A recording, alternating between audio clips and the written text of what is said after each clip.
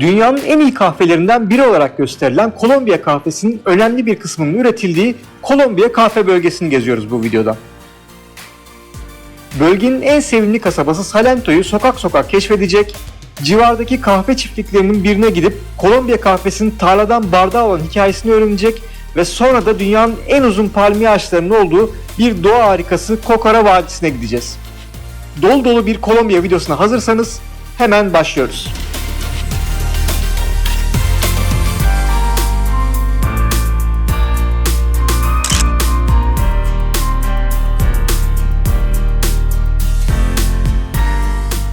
Turumuza Salento kasabası ile başlıyoruz. Haliyle ilk olarak da kasabanın ana meydanındayız. Oldukça geniş ve kare şeklinde bir meydanı çevreleyen geleneksel Salento evleri, ortasında yer alan parkı ve meydanın sembollerinden olan küçük ve şirin kilisesiyle Salento ana meydanı için bu sevimli kasabanın merkez noktası diyebiliriz. Salento kasabası böyle yemyeşil kahve tarlalarının ortasında kolonyal mimariye sahip böyle rengarenk evlerden oluşan tam Instagram'lık bir kasaba.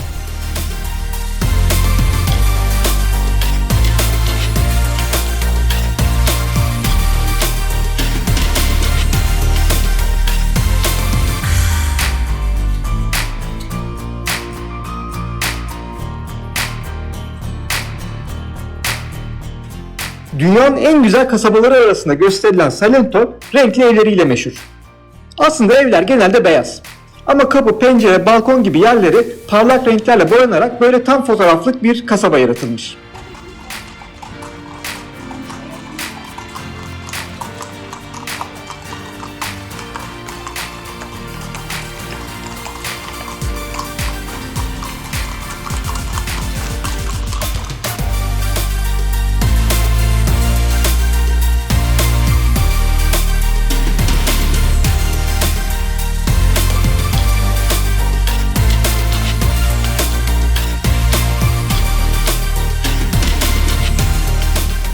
Genelde iki katlı müstakil evlerden oluşan Salento kasabasında yaklaşık 7.000 kişi yaşıyor.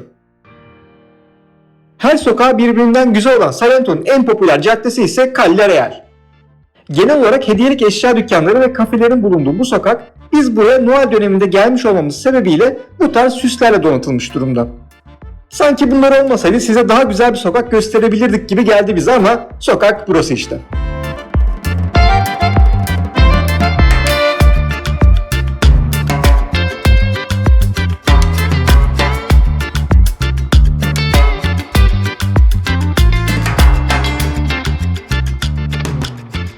Buraya gelmişken biraz alışveriş de yapalım dedik. Hatıra bir şeyler alalım istedik ama Salento esnafı maalesef pazarlığı pek sevmiyor. Biz de pazarlık seviyoruz, ne yapalım? Hiçbiriyle anlaşamayınca elimiz boş turumuza devam ediyoruz.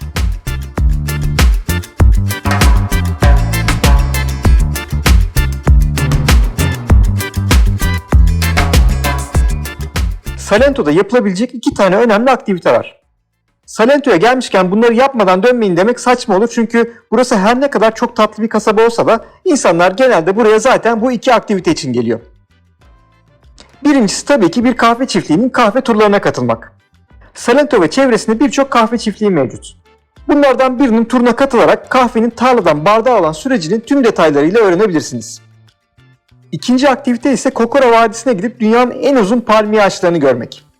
Yalnız en uzun derken yaklaşık 200 metreye kadar uzanan devasa ağaçlardan bahsediyoruz. İşte bu iki aktiviteyi de kapsayacak şekilde Salento'ya 2 gün ayırmanız yeterli olacaktır. Biz de zaten Salento gezimizi ona göre planladık.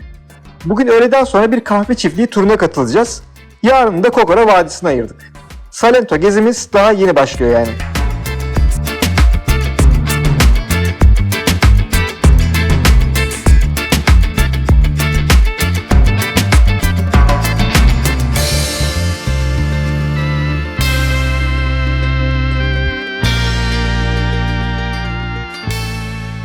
Kolombiya'ya gelirken de çok güzel kahveler içeceğim beklentisine sahipseniz bu beklentilerinizi tam olarak karşılayamayabilirsiniz. Çünkü her ne kadar dünyanın en iyi kahvelerinden birisi burada Kolombiya'da üretilse de bu iyi ve yüksek kalite kahvelerin birçoğu ihraç ediliyor. Burada tüketilen kahvelerin çoğu ise düşük kalite kahveler. Ama Salento'ya geldiğinizde şöyle güzel bir kahve için diyorsanız size bir yer önerelim. Jesus Martin Cafe. Hem burası böyle işte kahve turunda olsun, Kokora Vadisi'nde olsun, Salento'da olsun böyle yürümekten yorulduğunuzda da çok güzel bir mola yeri. Buranın kahvesine güzel dedik ama hani öyle çok da abartmaya gerek yok. Sadece en azından günler sonra içilebilir bir kahve içmiş olmanın mutluluğu bu. Neyse biz şimdi günün ana aktivitesine geçelim. Birazdan bir kahve çiftliğine gidip bir kahve turuna katılacağız. İsterseniz siz kahvelerinizi hazırlayın çünkü biz yavaştan başlıyoruz.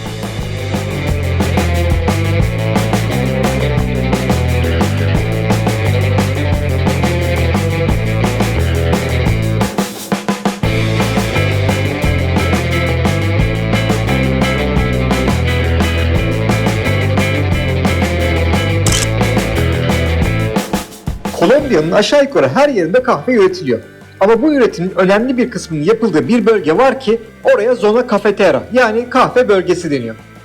Kolombiya'daki Caldas, Risaralda ve Quindío bölgelerinin oluşturduğu bu bölge bu yüzden kahve üçgeni olarak da anılmakta.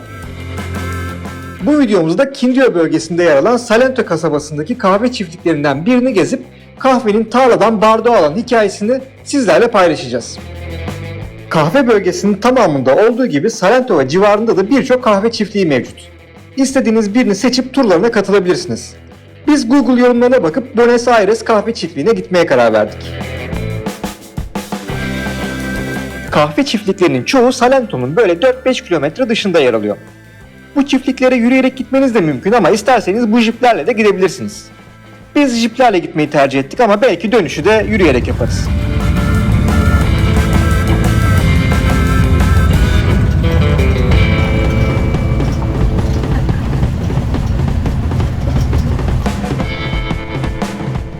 Yemyeşil bir doğanın içerisinde sıkış pıkış da olsa yaklaşık 15-20 dakikalık bir yolculuk sonrası kahve çiftliğimize varıyoruz. Buenos Aires kahve çiftliğindeyiz.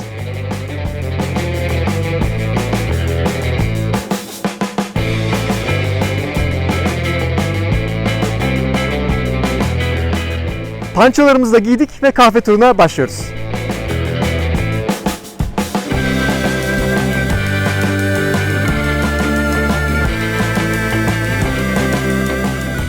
Turumuz kahve çekirdeğinden yeni kahve fidanları üretme ve büyütme aşamasıyla başlıyor.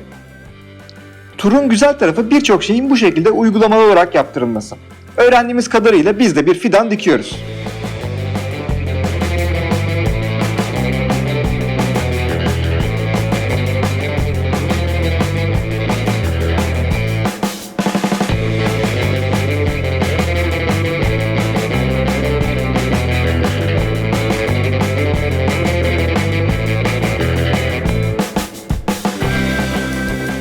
Bu ektiğimiz fidan kim bilir kimin bardağına denk gelecek.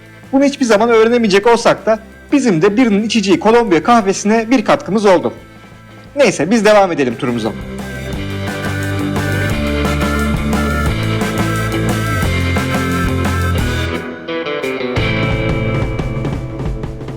Kahve tarlalarında biraz ilerledikten sonra rehberimiz kahvenin yanında yetiştirdikleri diğer meyve tarzı bitkileri göstermeye başladı.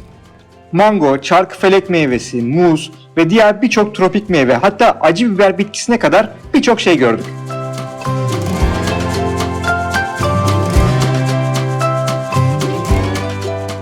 Bu bitkilerin önemine daha sonra değineceğiz ama şimdilik kahvenin üretim sürecine ara vermeden hikayemize devam edelim. Bir sonraki aşama için tarlanın iyice içlerine doğru ilerliyoruz.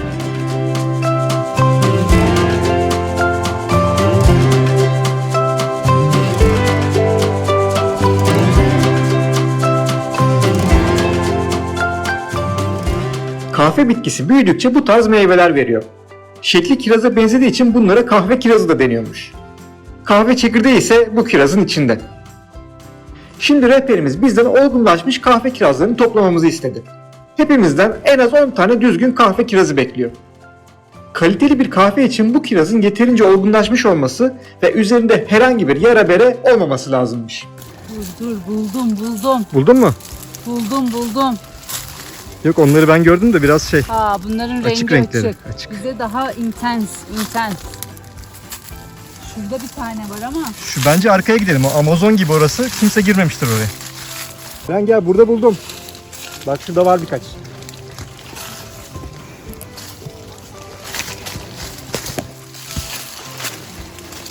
Şöyle bir şeyler buldum. Oo, olmuş olmuş bunlar. Bakalım sınıfı geçebileceğiz mi? Ben şuralara da bakıyorum bir.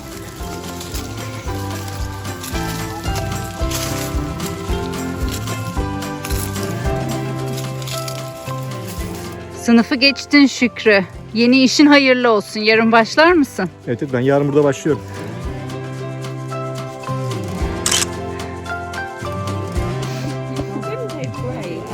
Sık bakalım. Sıkıyorum ama ay yine zıpladı ya. Kahve çekirdeğinin kirazdan çıkarılması işi tabii ki bizim yaptığımız gibi elle yapılmıyor. Bu işin bir makinesi var. İşte bu da onun küçük bir örneği. Genel olarak mekanizma basit. Üstten kirazı atıyorsunuz, alttan çekirdeği alıyorsunuz.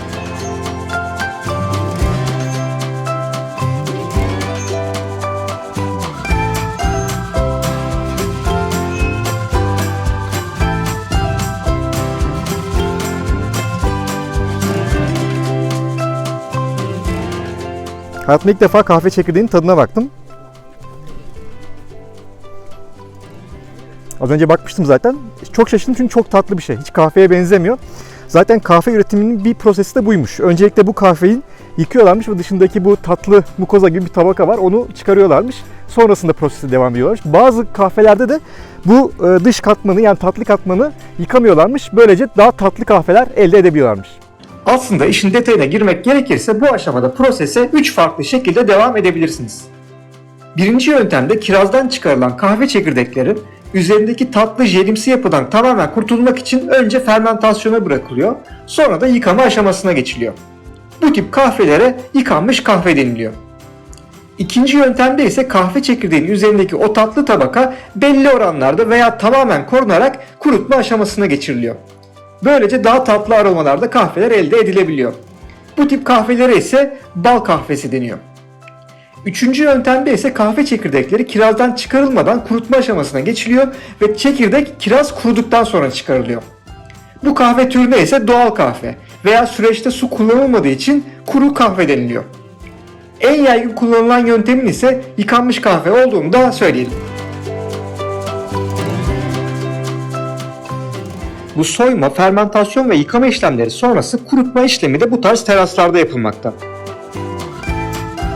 Kurutulan kahveler de dış kabuklarından ayrılarak satışa hazır hale getirilmekte.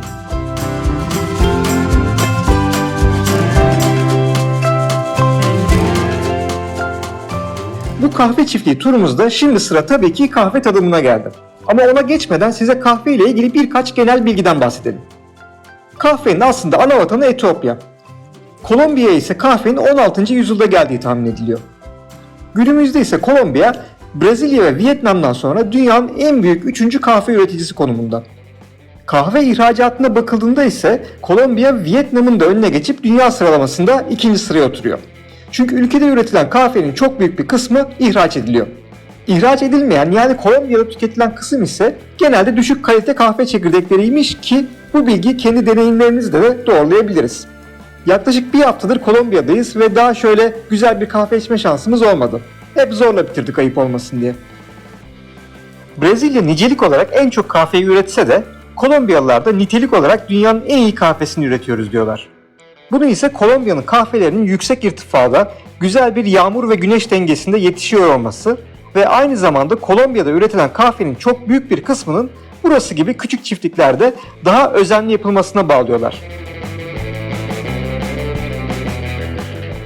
Buenos Aires kahve çiftliğindeki turumuzun sonunda tabii ki kahve tadımı da var.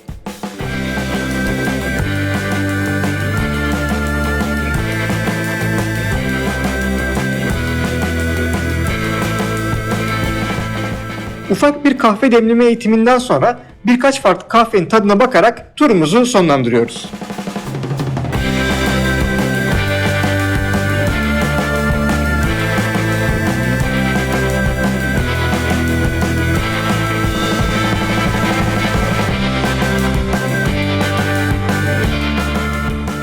Salento'dan jiple geldiğimiz yolun dönüşünü bu sefer de yürüyerek yapmaya karar verdik. Her ne kadar yağmur yağdı yağacak gibi olsa da biraz daha doğanın tadını çıkarmak istedik.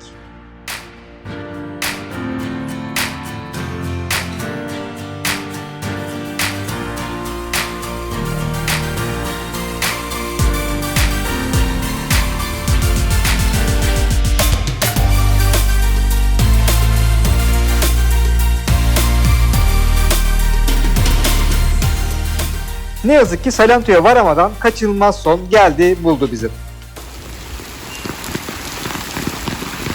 Yağmura yakalandık.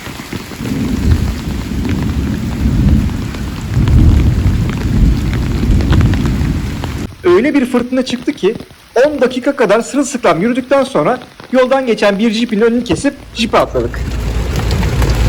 Kind of reminds me on the way to Tiger Tour, where they put that big fucking tarp over us. Remember it was raining so hard? Kurtarma jipine bindik. Neyse Allah'tan biz içeride yer bulduk. Bu iki arkadaş böyle şey kaldı, dışarıda kaldı. Jiple dışarıda gidiyorlar. Bugün maceranın sonu gelmiyor bir türlü. Tam kurtulduk derken jipimiz bir anda durdu. Bu sefer de çıkan fırtınada kopan ağaçlar yolu kapatmışlar.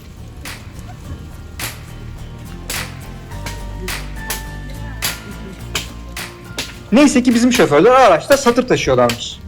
Bindiğim aracın şoföründe bir satır olacağını sevineceğim aklıma gelmezdi. Düşünsenize trafikte duruyorsun ve bir şoför elinde satırla iniyor. Ama burada lazım.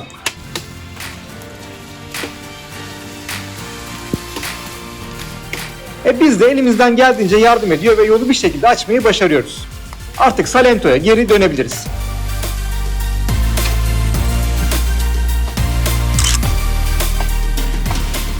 Güzel başlayıp biraz zor biten günün sonunda kendimizi Salento'da bir restorana attık. Hem biraz kendimize gelip hem de karnımızı doyurduktan sonra bugün kahve ile ilgili öğrendiğimiz bazı ilginç bilgileri sizlerle paylaşmak istedik.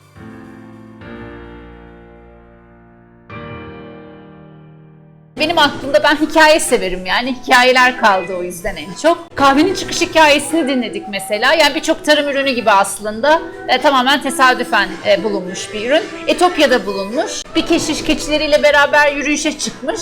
İşte keçiler orada böyle hani otlar falan yemişler. Ondan sonra akşam manastıra dönüldüğünde keçiler böyle kafayı yemiş. Hoplamışlar, zıplamışlar, işte uyumamışlar, bir takım çılgınlıklar filan. İşte keşiş demiş Allah Allah yani hani ne oldu ki demiş.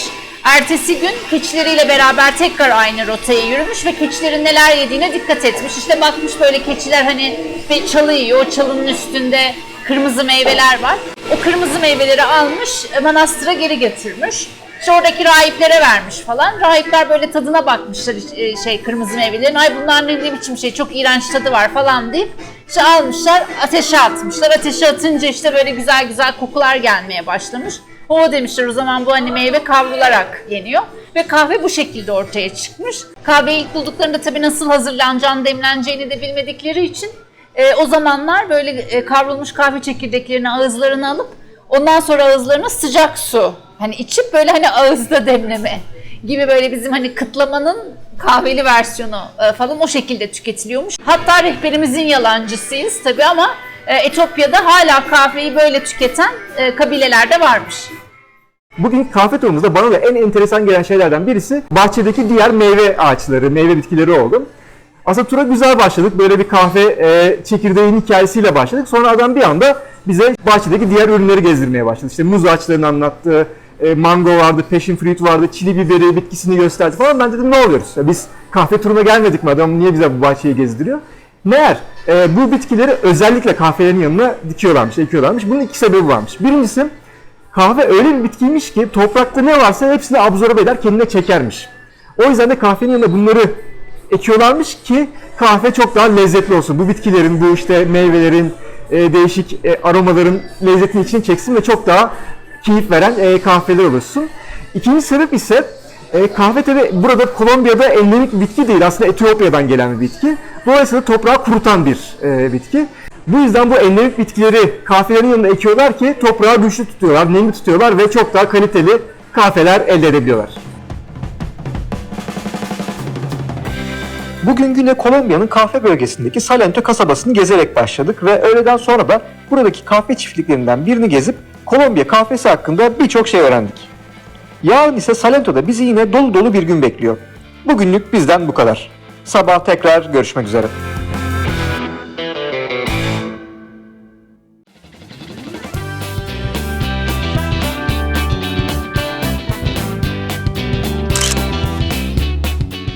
Evet, Salento'da ikinci güne başlıyoruz ve bugün dünyanın en yüksek palmiye ağaçlarının olduğu Kokora Vadisi'ne gideceğiz.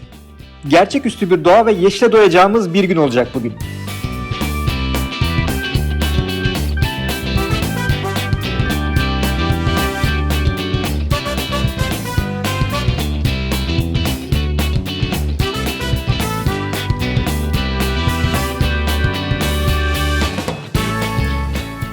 Vadide bizi uzun bir gün beklediği için Salento'da hiç vakit kaybetmeden turumuza başlıyoruz.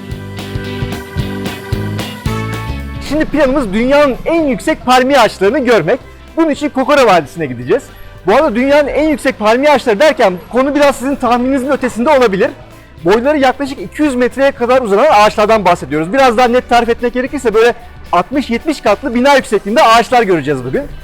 Kokora Vadisi bu arkamda görmüş olduğunuz jiplerle gidiliyor. Vili denen jiplerle gidiliyor. Aslında bunlar da maceranın bir parçası. Normalde bu 7-8 kişilik jiplere böyle 10-15 kişiyi tıkıyorlar. Tıngır mıngır böyle hoplaya zıplaya vadiye gidiyorsunuz.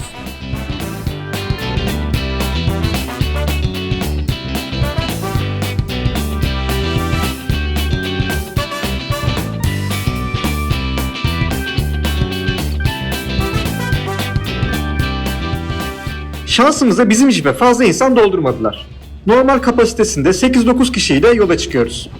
Yaklaşık 20 dakikalık bir yolculuğumuz olacak bu jiple.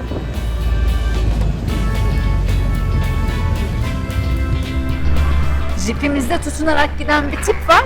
Hani üstelik jipte yer varken tutunarak gitmeyi tercih ediyor. Bak bak hareketler yapıyor. Bak bak.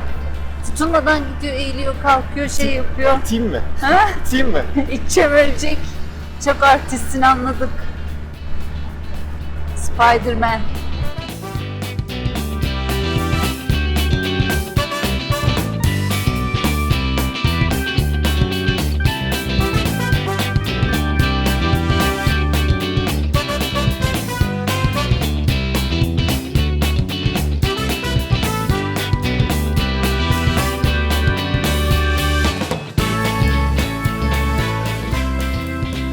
Bu Willy denilen jiplerin de aslında enteresan bir hikayesi var. Bunlar aslında eskiden Amerikan ordusunun araçlarıymış. İkinci Dünya Savaşı sonrası elinde kalan bu araçları uygun fiyatlara satan Amerika'nın en büyük müşterilerinden biri de Kolombiya olmuş. Özellikle araçların güçlü, hafif ve açık olması ve ayrıca manevra yeteneği sebebiyle bölgedeki çiftçiler tarafından çok beğenilmiş ve tarlalarındaki mamullerden hayvan taşımacılığına kadar birçok amaç için kullanılmış. Göreceğiniz üzere günümüzde de hala kullanılmakta bu Willy jipler.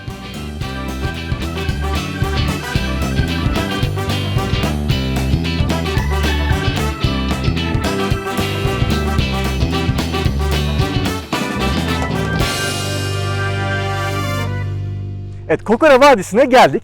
Burada o en uzun ağaçları görmek için iki farklı rota var. Öncelikle ben sadece ağaçları göreceğim diyorsanız hemen jiplerden indiğiniz yerden soldan devam ederseniz yaklaşık böyle maksimum 1 saatlik bir yürüyüşle o en uzun ağaçların olduğu, en uzun palmiye ağaçlarının olduğu yere ulaşabilirsiniz. Sonrasında aynı yoldan geri dönerek böyle 2-2,5 saatlik bir yürüyüşle turunuzu tamamlayabilirsiniz. Ama yok ben uzun rotayı yapacağım derseniz o ağaçları gördükten sonra devam edip böyle bir halka çizip başlangıç noktasında farklı bir yerden dönen başka bir yol daha var. O da 5-6 saat sürüyormuş. Biz tabii ki uzun rotayı yapacağız. Gerçi 5-6 saat diyorlar ama biz tabii orayı çek burayı çek muhtemelen biz 7-8 saatte önce bitiririz. O yüzden hemen başlayalım biz.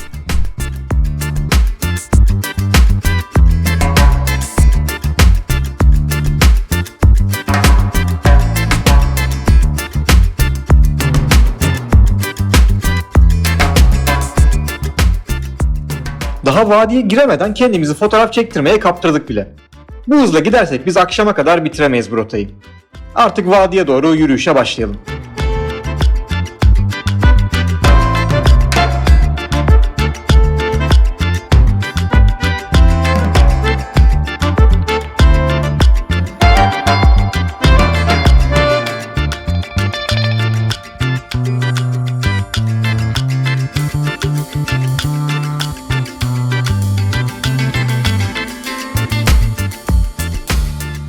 Kokora Vadisi'ndeki yürüyüşümüz daha ilk saatinden olağanüstü manzaralarla uzun bir süre unutulmayacak bir gün olacağının sinyallerini vermeye başladı.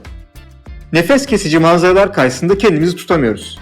İnsan her 50 metrede bir fotoğraf çektirir mi? Burası öyle bir yer işte.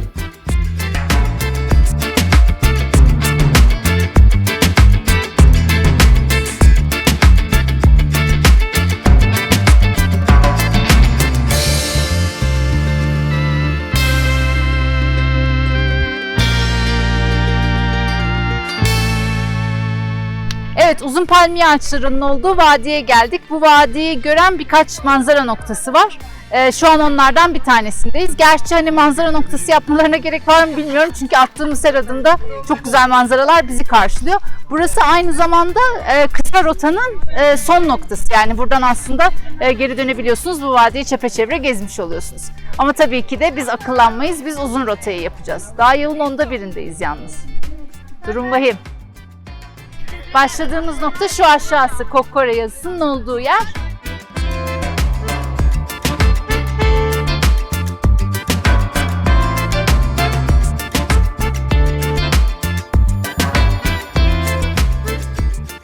Uzun rotayı saat yönünde veya saat yönünün tersinde yapabilirsiniz. Önerimiz bizim yaptığımız gibi saat yönünde yapın. Önce Palmiye Vadisi'ni görerek başlayın, enerjiniz yüksekken buranın tadını çıkarın. Çünkü 6-7 saatlik yürüyüş sonrası bu ağaçlara ulaştığınızda epey yorgun olma ihtimaliniz çok yüksek. Bu uzun rotanın yaklaşık 12 kilometre uzunluğunda olduğunu da ekleyelim bu arada.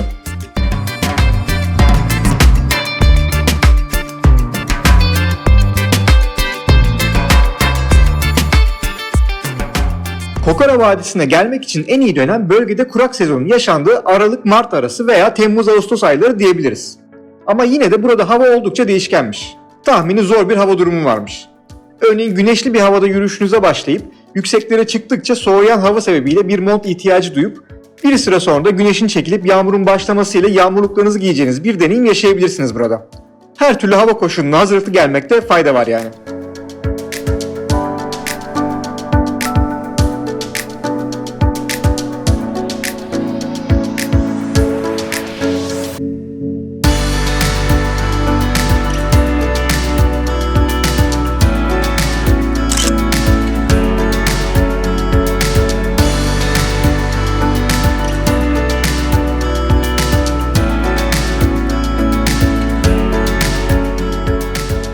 Başta söylemiştik ama tekrarlamakta fayda var. Bu palmiye ağaçlarının boyları 200 metreye kadar uzanmakta. 60-70 katlı gökdelenler gibi düşünebilirsiniz.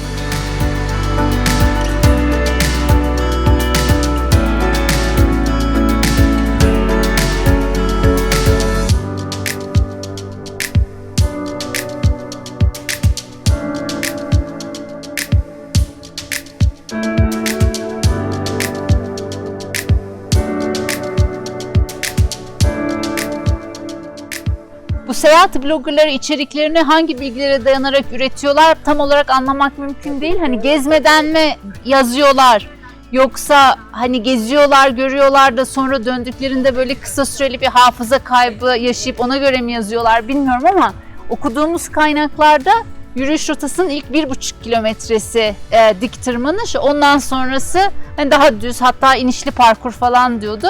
Bakın altını çiziyorum, 1,5 kilometre diyordu. Tam 4,5 kilometre oldu. 4,5. kilometredeki gözlem noktasına geldik ve hala tırmanıyoruz. Bakıyorum hala tırmanış var. Buradan 1,5 kilometre tırmanırsınız sonra işiniz rahat diyen seyahat bloggerlarına da selam olsun yani.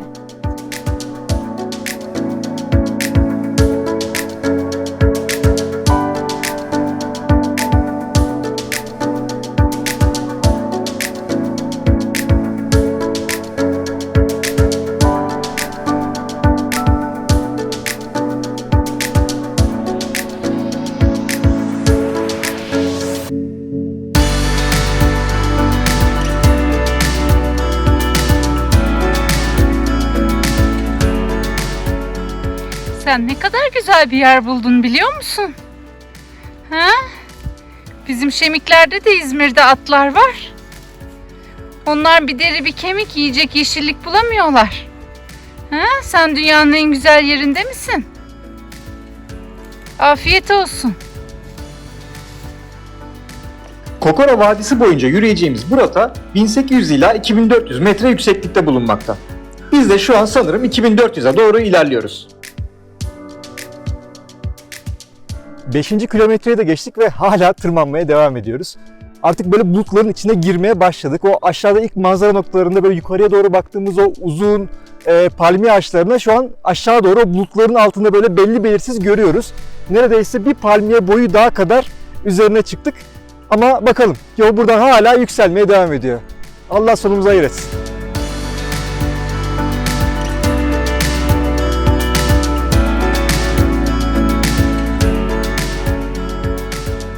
Artık o kadar yukarılara çıktık ki ileride uçan akbabaları çok daha yakından görebiliyoruz.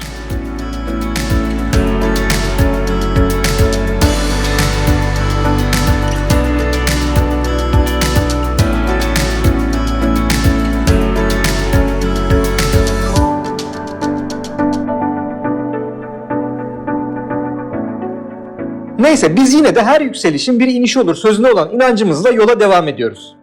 Ve işte rotamızdaki zirve noktaya ulaşıyoruz. Bundan sonrası artık iniş olacak.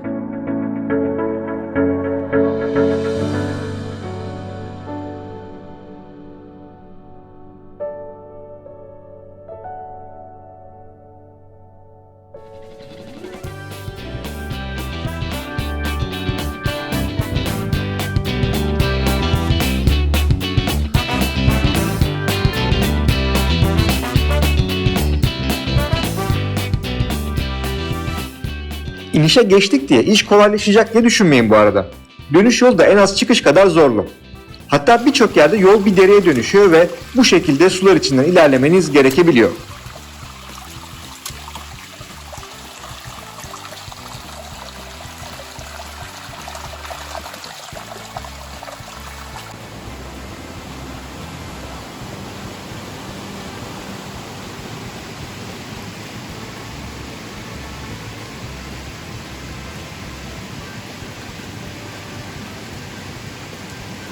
Buraya gelirken mutlaka yanınızda bir yağmur botu getirin. İşte bavulumda onca yol yanımda bot mu taşıyacağım falan demeyin sakın. Bavul yaparken Şükrü böyle birkaç defa çok direndi. Ben bunu götürmek istemiyorum falan dedi. Ama yani bugün şu yarım saatlik yerde baya bir hakkını verdik. Sözüm ona, şu an kurak sezondayız bir de. Ama hani böyle yol nehire falan dönüşüyor. Kurak sezonda bile ihtiyaç duyuyoruz ki bir de yağışlı sezon olsaydı, şu an böyle tropik yağmurlar olsaydı düşeceğimiz halleri siz düşünün. Botları taşıdığımıza değdi.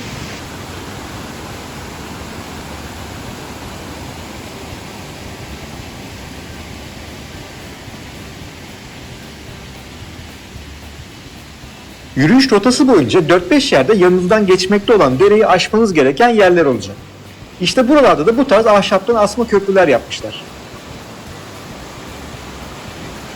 Çok sallandığı için teker teker geçmek gereken bu köprüler de Kokora Vadisi deneyiminin akıllarda kalan bir diğer önemli parçası oldu bizim için.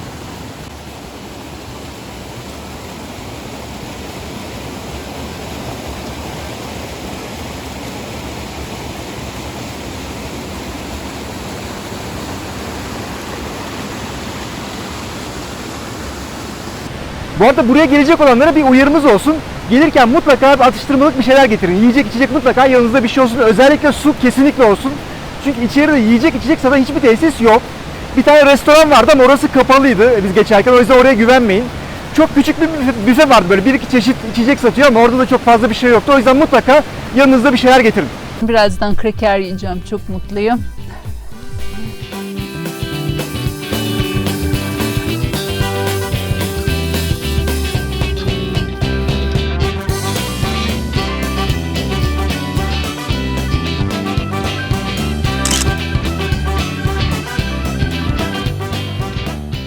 Uzun bir yürüyüş sonrası artık turumuzun sonlarına doğru yaklaşıyoruz.